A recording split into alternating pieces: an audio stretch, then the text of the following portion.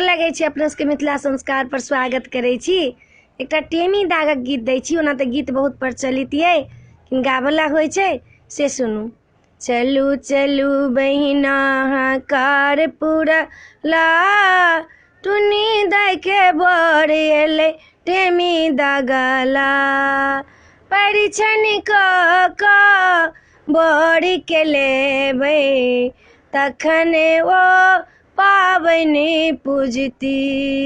चलू चलू बहिना हकार पुरैले, टुनी दाय के बर एलनि टेमी दागैले। पाकल केरा 7 चंगेरा, मटकुरी के दही अयले। ओ छाली वाला दही अयले, टुनी दाय के बर एलै टेमी दागला। केहुनी मिठाइयो गोलका लड्डू, गाजा एलै बेन परसला। केहुनी मिठाइयो गोलका लड्डू, गाजा एलै बन परसला। गोले गोले लड्डू एलै बेन परसला, टुनी दाय के बर एलै टेमी दागैले। चलू चलू बहिना हकार पुरैले, टुनी दाय के बर एलै टेमी दागैले। पान सुपारी आरतीक पात, पाटक टेमी सेहो छै।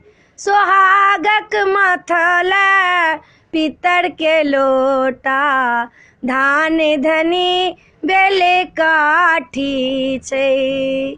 चलू चलू बहिना सोहाग मंगला, टुनी दाय के बर एलै टेमी दागैले।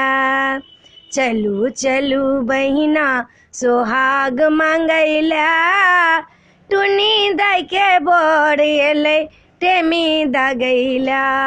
गामक लोक के भोजो हेतै, चूड़ा दही रसगुल्ला सँ।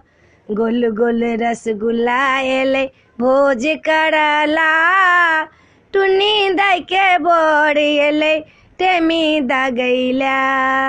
चलू चलू बहिना हकार पुरैले, टुनी दाय के बर एलै टेमी दागैले। हाथ में लेने पैसा ओ छैथे, पानक पात सेहो लेने।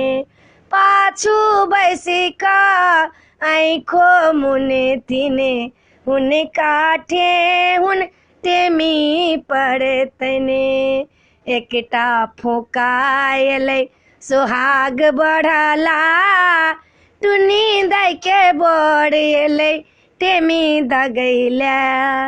चलू चलू बहिना हकार पुरैले, टुनी दाय के बर एलै टेमी दागैले। वीडियो में यहाँ छला।